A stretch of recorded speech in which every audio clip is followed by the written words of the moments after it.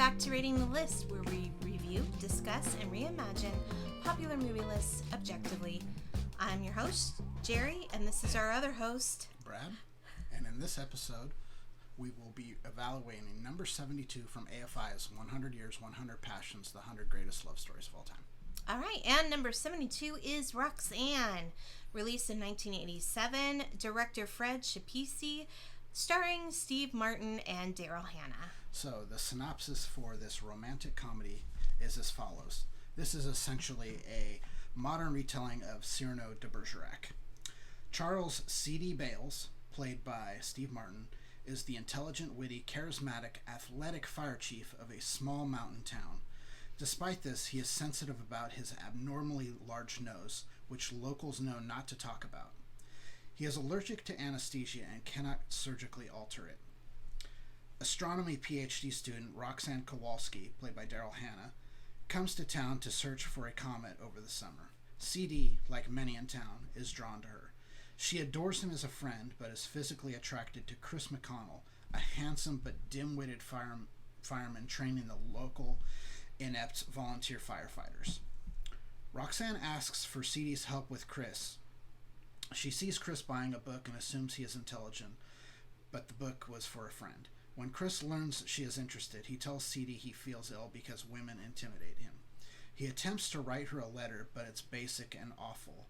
He eventually convinces CD to write it for him.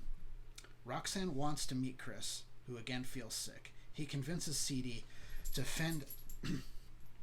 feed him words through earphones hidden by a ridiculous winter hat. The earphone fails, and Chris bungles things by being crude. CD comes to his rescue and talks to her from the shadows. This eventually gets Chris invited into her bedroom. CD continues to write Roxanne as Chris while she is out of town. Eventually, the situation gets out of hand and Chris goes to visit while CD is writing a letter. CD hurries to stop him, telling him she might mention the letters.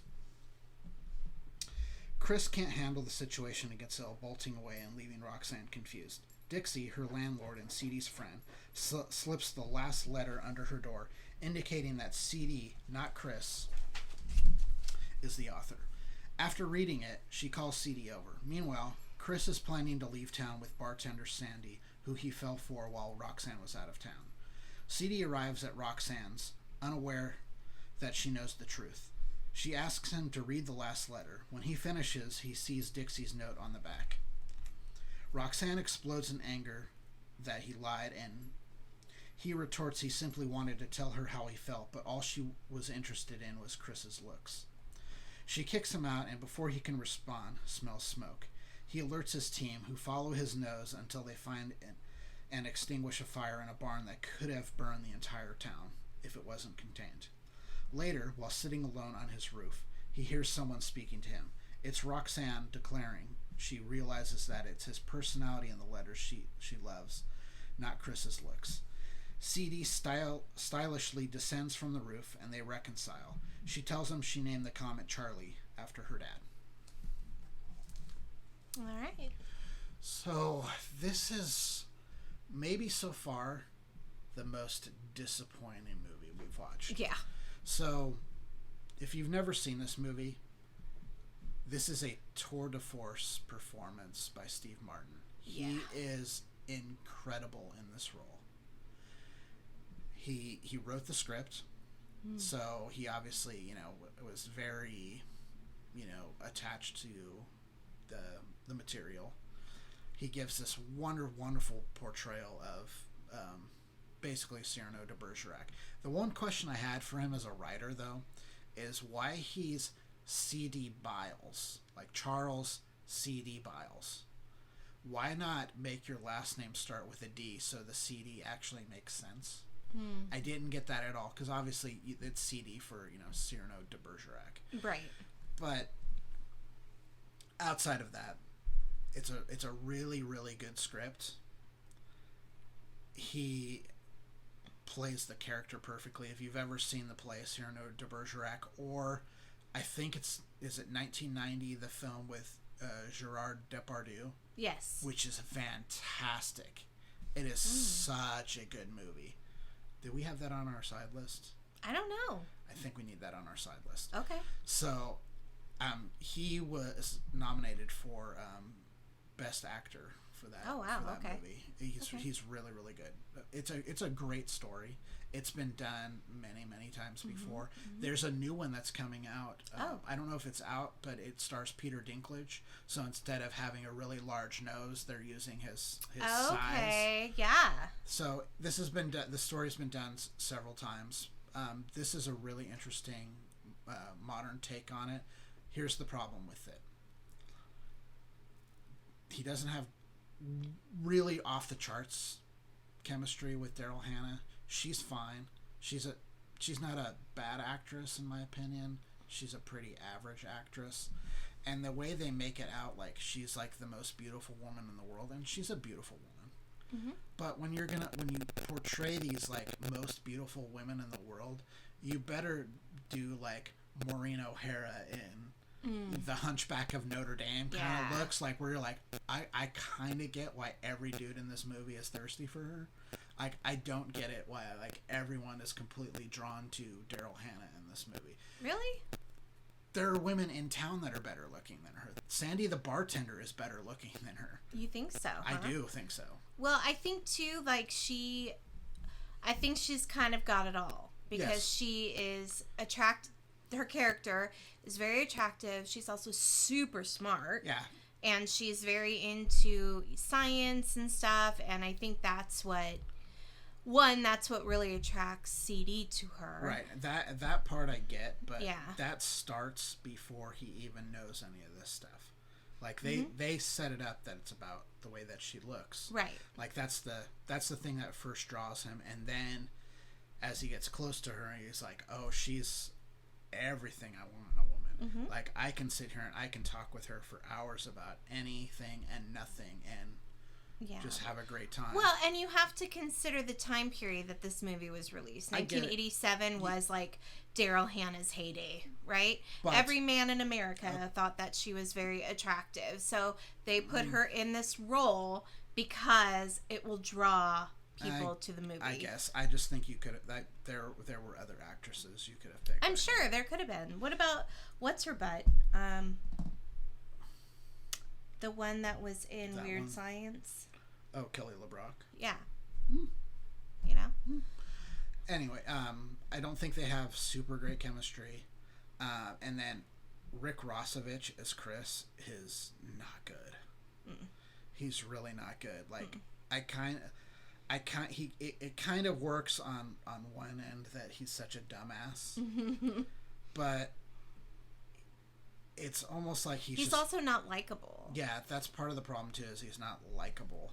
And I think you need to have him be at least dopey and likable a little bit, so you kind of get why CD would help him. Because I don't get that. Like, why would CD... like, why would he help him? Why would he help him? He's like... Like, if he was a nice dude... Right, that... You know? Yeah.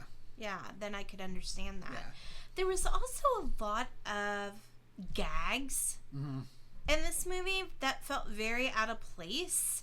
Like, I don't know, they just weren't so funny. Like, they showed, you know, a lot of the stuff with the firemen, the volunteer firemen, was played for gags, and it really didn't hit for me at all. It's like, oh, okay, that's weird. Well, I mean, the point of that is to show them, like, throughout the film being completely inept, so when they finally do have the end scene where they actually figure it all out and they actually save the town. That was my other question too. It's like, this is a mountain town, right? Like, so it's like this, Colorado, we're thinking? Oh, actually I looked it up. There's a Nelson, British Columbia. That's where it was filmed. Okay. So it's actually Canadian. Okay. It's Canadian. Okay. Did not know. So anyway, picturesque landscape. So it's this little tiny town, all these mountains, forested. Why would a town like that have a volunteer firefighting force? They would have professional firefighters because they would be at risk. Like this thing is saying, they even do it, they put it into the movie that if that barn fire had hit, it would have wiped out the town. It's because of the mayor. The mayor took away their funding. He took the funding away from the fire department. And in one of the scenes, the mayor says, "Don't worry, you'll get your funding back. I'll get your funding back for the fire department." So he took away their funding. That's why they're all volunteer. I was too busy shaking my head at why this great script with a great performance was not a great movie. Because the mayor was a real dipshit. Played by the great Fred Willard. Yes. The prosthetic nose was not very good. There were some shots where it was really, really shoddily done. Mm-hmm. Like, it was like, that's fake. Yeah. I mean, I know Steve Martin doesn't have a nose like that, but still. We're talking about, this is 1987. They have done many, many great prosthetics. I mean, just a few years earlier, you had the Elephant Man, and the prosthetics in that movie are fantastic. You have American Werewolf in London, where, he basically transforms into a freaking werewolf. Like, put, John Carpenter on that shit. It would have looked stunning. It's just, come on. This is an important part of the movie. Like, don't show it. There are some really interesting shots, like in the beginning. Mm-hmm. The way they shoot him is, he's either far away or they're shooting him straight on, so you don't see the nose. Right. So that's some really cool stuff. And then you finally see the nose when he gets into this weird fight with these two guys. Just that's what I'm saying. Like, it's just very, there's some random shit in this movie. I assume something happened in the original play that he's calling back to, where he gets into some kind of duel, but having it, I think it kind of represents that he can handle himself. Yeah, it's a little bit. But it's just in a modern setting, it's weird. You don't just like randomly come across people who want to who want to fight you generally. Yeah. Especially in Nelson, British Columbia, population like 450 or something. Am I right? Hold on. I'm right. It doesn't say. I'm guessing the population's really small. Okay. That was the other thing too that I felt was weird, was like it's a small town. You would think everyone at least knows who he is. He's the chief. He's the fire chief. Everybody does know who he is. They didn't know who. Those guys didn't seem to know who he was. Oh, that's true. Which was weird. That's true. Huh. Yeah. It was just bizarre. Like I said, Steve Martin's performance absolutely saves this movie. Yes. Outside of that, it could be extremely unwatchable. Yeah, it wasn't. I didn't really enjoy it. This movie didn't age well for me. I remember thinking it was okay years ago. I've seen it maybe 5 or 6 times.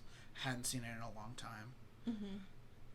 Watched it this time and just was like, And then it's like, she's super freaking smart, right? She can't figure out that. Like, this guy that can't even speak to her and says stupid things around her is writing her poetry. Right, he's writing this really eloquent, these really eloquent love letters, and he's writing like 3 a day. So she's like staying in a hotel like in, I think, Washington, D.C. or something, and she gives him the address so he can write her. And I mean, like 3 letters a day, just really like blowing her away with this stuff. And then like, he's basically like, when he's on like left to his own devices, he's talking about her tits and how she's built, and it's just like, and then the thing I don't get is when it's Steve Martin in the shadows, like she can't tell their voices apart. Yeah. She has been friends with She said, you sound funny. She has been friends with CD for a while. Yeah. She wouldn't understand his cadence, the words that he uses. Yeah. His voice. You know what your friends sound like. Right. There's the movie like relies heavily on suspension of disbelief, and there's some of it in here you can't. No. I didn't really enjoy it. I didn't. It was okay. Yeah. The only thing believable that happened in this movie for me was Chris ran off with the bartender Sandy, because he was able to talk to her, and they were able to have good conversation, and they ran off to Tahoe together. To be dealers. Yeah. So. There you have it.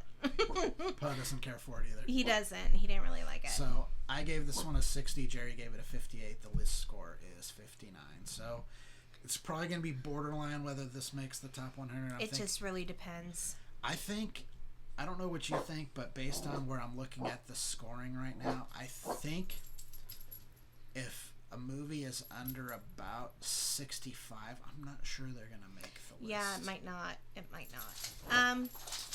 So basically what we'll do when we have both the lists put together is all the movies that we've watched on the side, we'll score them 1, 2, whatever, however many we end up watching. Right now, I think we've watched 58.